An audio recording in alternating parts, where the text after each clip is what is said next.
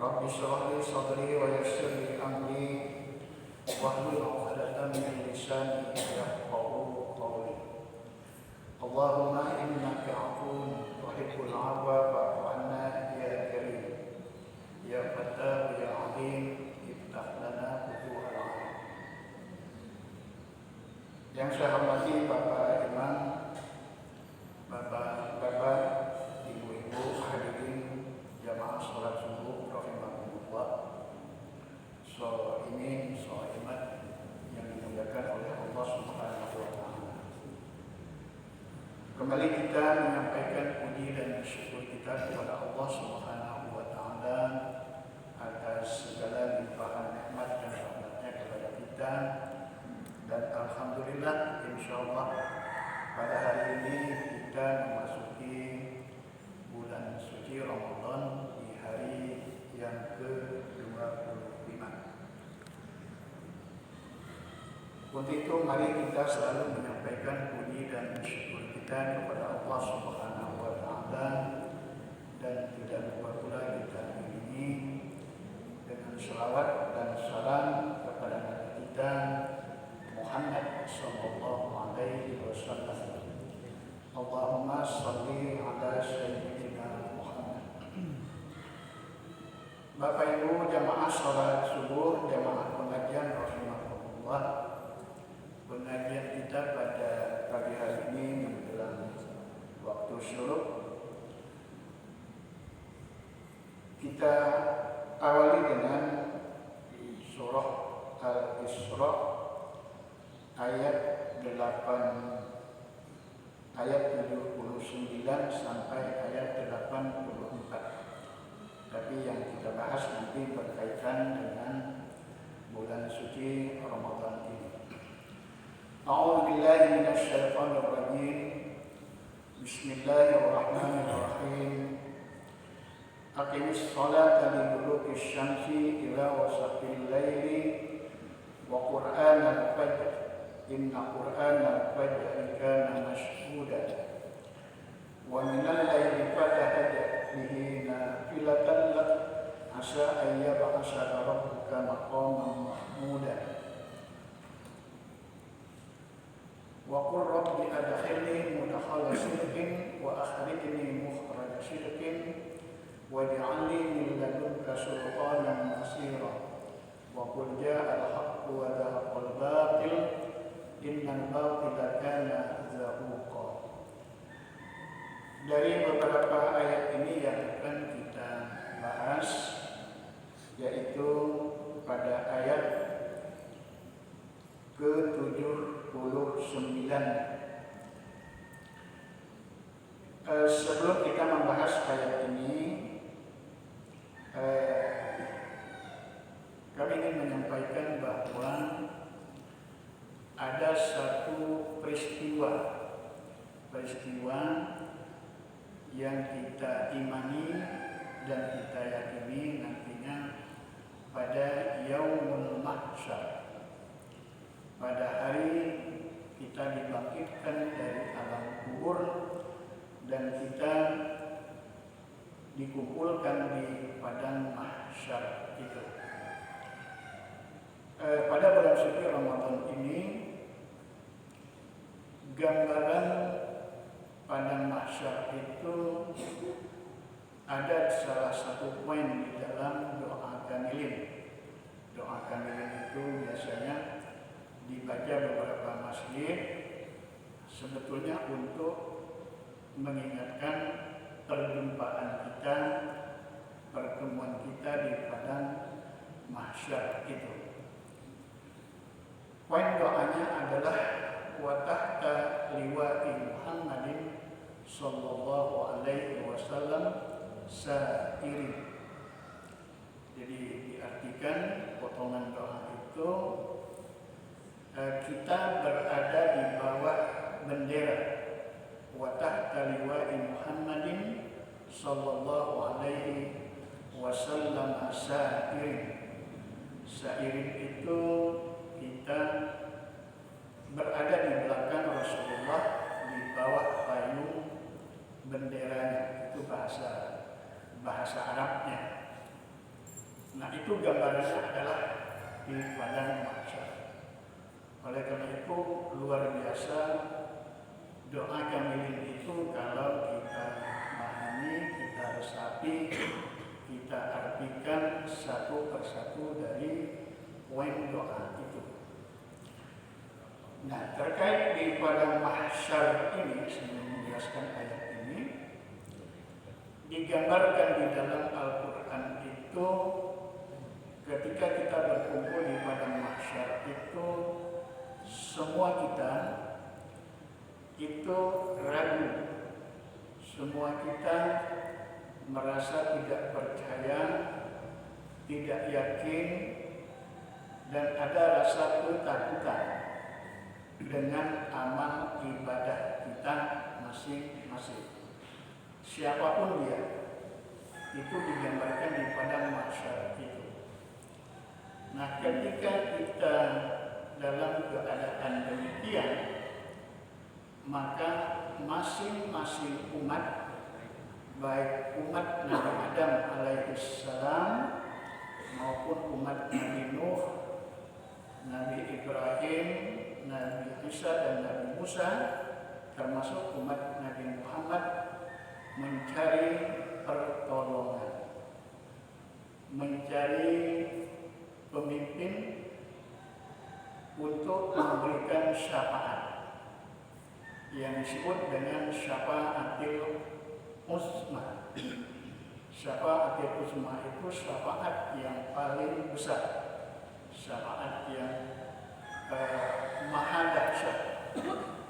Oleh karena itu ketika kita membaca doa tadi, wa tahta liwa'i Muhammadin sallallahu alaihi wasallam sairin, maka tergambar oleh kita bahwa kita ingin berada dalam syafaat pertolongan Nabi Muhammad sallallahu alaihi wasallam itu. Pada waktu itu masing-masing umat mencari pertolongan. Di dalam hadis digambarkan yang pertama kali diminta untuk menjadi pertolongan itu, memberi syafaat itu adalah Nabi Adam alaihissalam.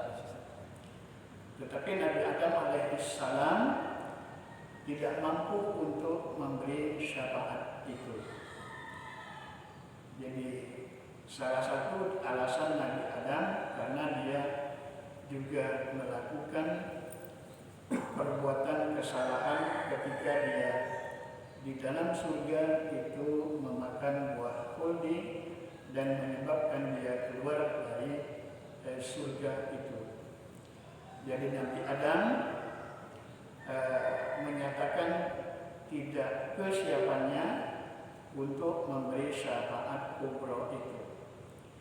Kemudian pada waktu itu juga umat manusia meminta pertolongan syafaat kepada Nabi Nuh. Nabi Nuh pun memberi jawaban yang sama. Dia tidak mampu, tidak sanggup untuk memberi syafaat itu. Kemudian kepada Nabi Ibrahim dengan jawaban yang sama, kepada Nabi Isa dan Nabi Musa, kemudian baru kepada Nabi Muhammad. Karena Nabi Muhammad adalah Nabi akhir zaman. Jadi Nabi Muhammadlah yang mampu dan dijanjikan oleh Allah untuk memberi syafaat itu. Oleh karena itu di bulan puasa ini kita diingatkan dengan syafaat kubra itu. Nah di dalam ayat ini dijelaskan wa minal laili fatahajjat bihi nafilatan lak. Jadi dari malam itu maka hendaklah kita, ayat itu ditujukan kepada Nabi Muhammad, untuk melakukan sholat nafilah, sholat malam atau sholat tahajud. Fatahajjat bihi nafilatan lak. Jadi sholat tahajud itu itu bagi Nabi Muhammad adalah sholat yang wajib. Kepada umatnya itu hukumnya adalah sunat. Maka akhir ayat itu asa ayyaba'asaka rabbuka maqaman mahmuda. Semoga Allah membangkitkan engkau wahai Nabi Muhammad oleh Tuhanmu maqaman mahmuda. Maqam itu tempat derajat yang terpuji. Jadi ayat ini sebagai janji Allah agar Rasulullah Shallallahu Alaihi Wasallam melaksanakan sholat tahajud, kemudian juga kepada umatnya semoga mendapat tempat yang mahmudah. Dari sekian banyak doa harian kita dalam ibadah, maka salah satu doa yang dinyatakan adalah doa sesudah azan. Oleh karena itu kita dianjurkan tidak mengabaikan doa ketika kita mendengar azan atau kita yang azan. Oleh karena itu azan itu menjadi sunat muakkadah sebelum kita melakukan sholat, baik sholat kita sendirian maupun sholat kita itu berjamaah. Jadi diusahakan kita azan, apakah azannya jahar atau azannya sir. Di dalam buku-buku fikih perempuan pun boleh mengucapkan azan untuk sholatnya sendiri ketika dia sholat sendiri. Kenapa? Karena sesudah azan itu ada doa. Doa azan itu sama pentingnya, sama sunnahnya dengan doa azan itu.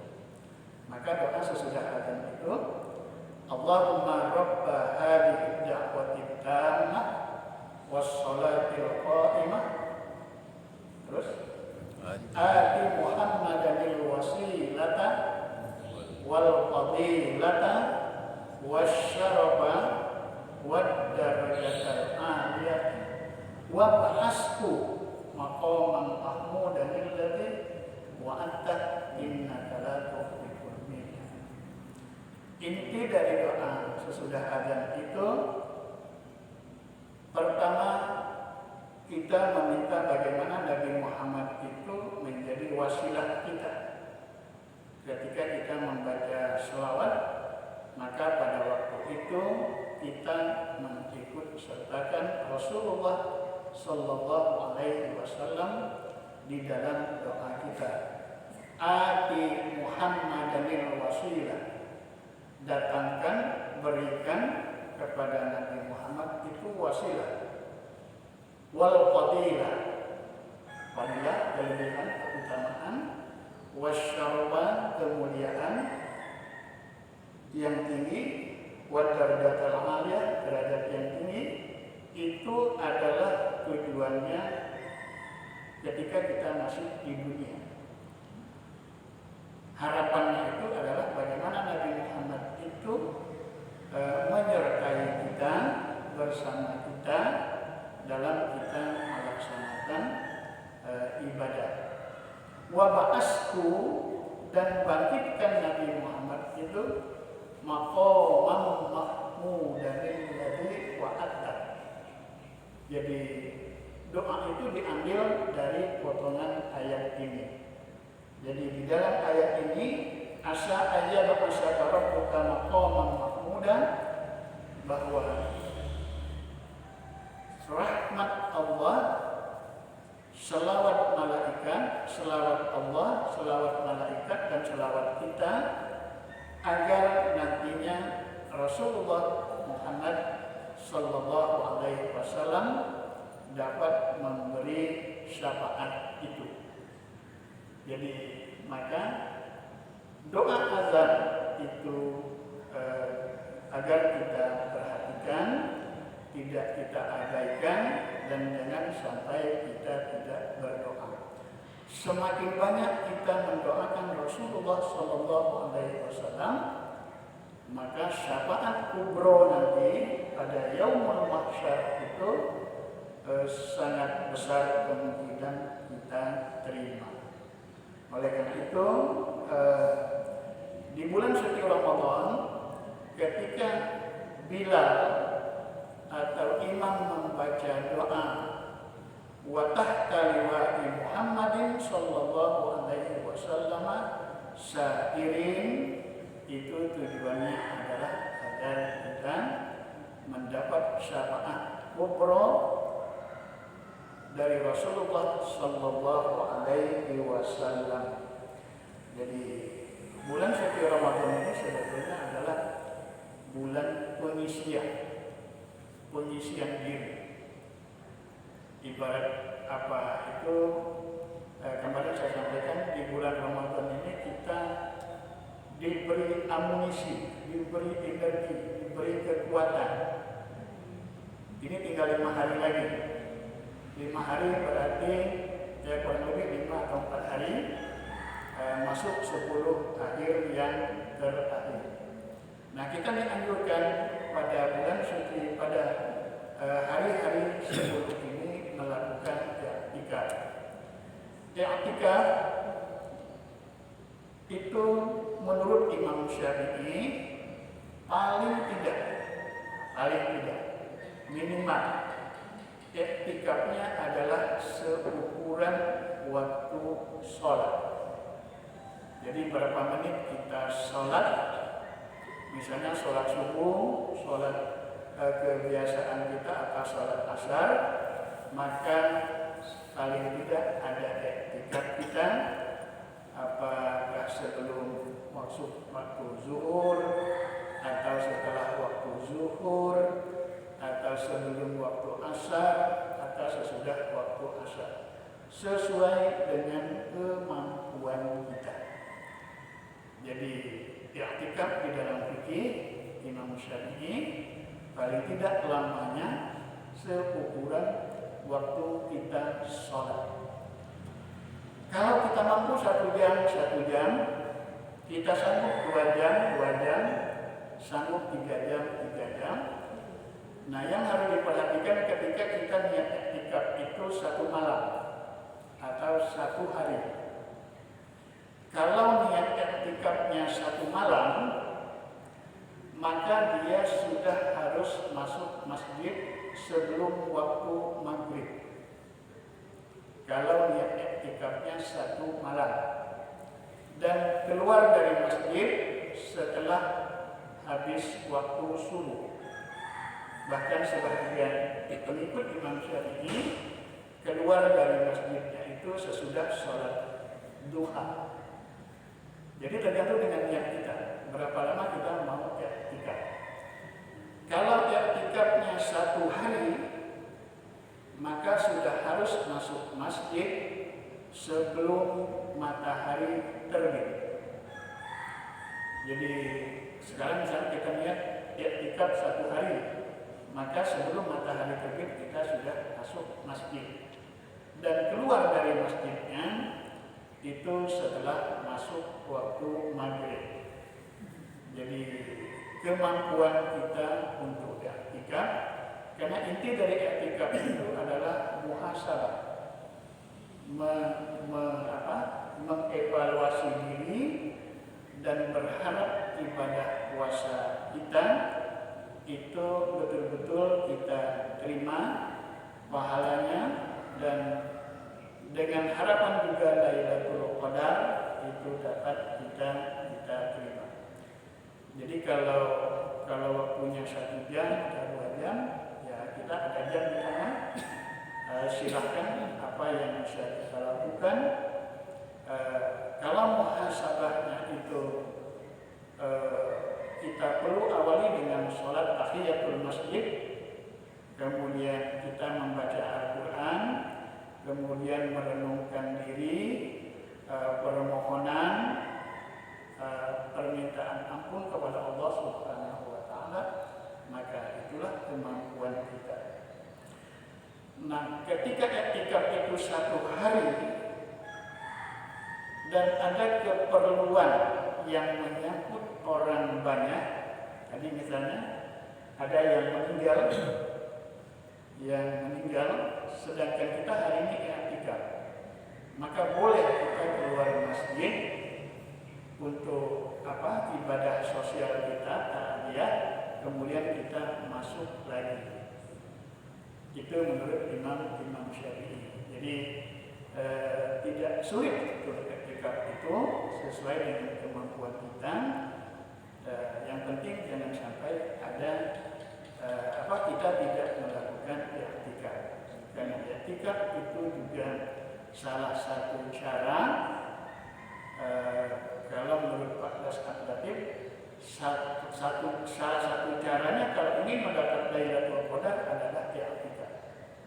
Nah, kita di sini biasanya 3 hari malam, 1 hari yang terprogram untuk kita untuk. Jadi di masjid-masjid itu ada yang i'tikafnya 1 hari 1 malam, ada yang 1 hari, ada yang 1 malam. Tetapi kalau jam tadi sesuai kemampuan kita, maka kita singgah ke masjid sebentar, kita i'tikaf, berwudu, kemudian masuk masjid dengan doa, kemudian sholat tahiyatul masjid. Karena masuk masjid dengan doa itu sudah ada pahalanya. Allahumma ftahli abwaab rahmatik. Kalau tadi kita masuk masjid sampai kita keluar, maka rahmat itu mengalir kepada kita. Bapak Ibu jamaah sekalian rahimakumullah, jadi salah satu bagaimana kita bisa mendapat pahala bulan suci Ramadan itu semaksimal mungkin, maka sesuai dengan penjelasan kita pada awal dulu, pada bulan Ramadan ini adalah bulan pengisian dan banyak ibadah yang bisa kita lakukan. Bisa ibadah itu untuk keluarga kita dan lain sebagainya. Pengalaman saya misalnya pada bulan suci Ramadan ini, kita di pembangunan dendam ini sedang ada masalah karena ada persoalan makam karomah di makanya kemarin saya meneliti mencari di mana makam itu dan bagaimana bentuk kepercayaan masyarakat, karena pemerintah daerah ini penjelasan itu. Sayangnya waktu menggambar pembangunan dulu tidak dapat informasi tentang ada makam. Maka saya anggap bahwa mencari bagaimana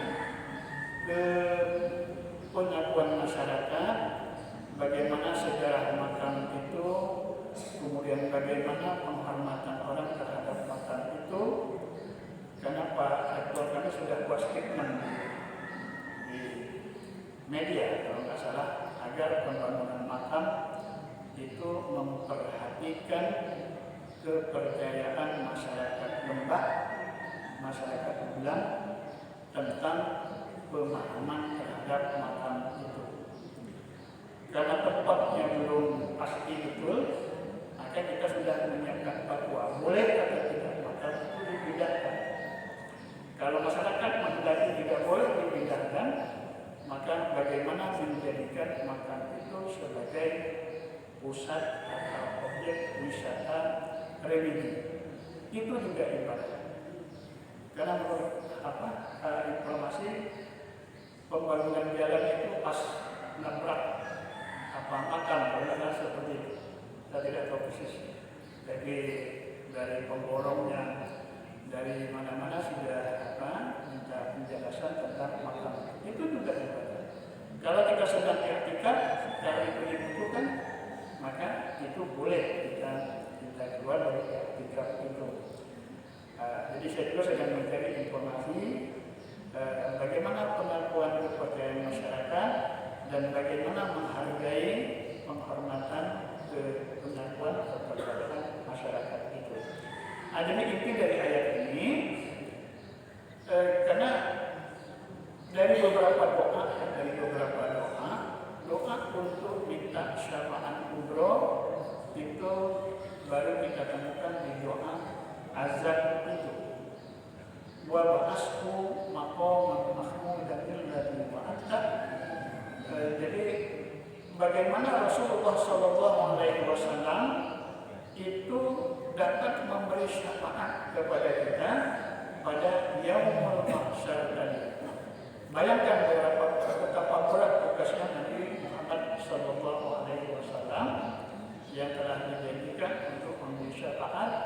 Kalau masuk itu tadi Nabi Adam menolak, tidak sanggup, Nabi Nuh tidak sanggup, Nabi Ibrahim tidak sanggup, Nabi Isa tidak sanggup, Nabi Musa tidak sanggup, maka jatuh beban itu kepada Nabi Muhammad SAW. Maka niatkan ketika membaca doa, tadi doa kamilin di bulan Ramadan itu, wa tahta liwa'i Muhammadin sallallahu alaihi wasallam sa'ir. Kemudian tadi wa ba'asku maqaman mahmudan alladzi wa'adta innaka la tukhliful mi'ad. Jadi ayat surah Al-Isra ayat 79 ini sebagai sumber dari doa azan sesudah azan itu. Ada kelebihannya kalau kita azan. Pertama, sunat azannya dapat. Kemudian waktu yang mustajab antara azan dan iqamah itu dapat. Dan yang ketiga tadi, kita dapat berkesempatan mendoakan Nabi Muhammad agar bisa memberi syafaat kepada kita. Asa ayyab'asaka rabbuka maqaman mahmudan. Nah, ini doanya. Apa doa lagi dia? Jadi surah Al-Isra ini penuh dengan doa. Wa qur rabbi adkhilni mudkhala sidqin wa akhrijni mukhraja sidqin waj'alni min ladunka sultanan nasira. Kita usahakan juga doa ini agar kita hafal dan bisa diselingi dalam doa-doa sesudah sholat kita, doa tahlilan kita, atau doa apa saja, atau doa harian kita. Saya yakin Bapak Ibu hafal ini karena sudah sering diucap, dan sekarang ini agak populer doa ini.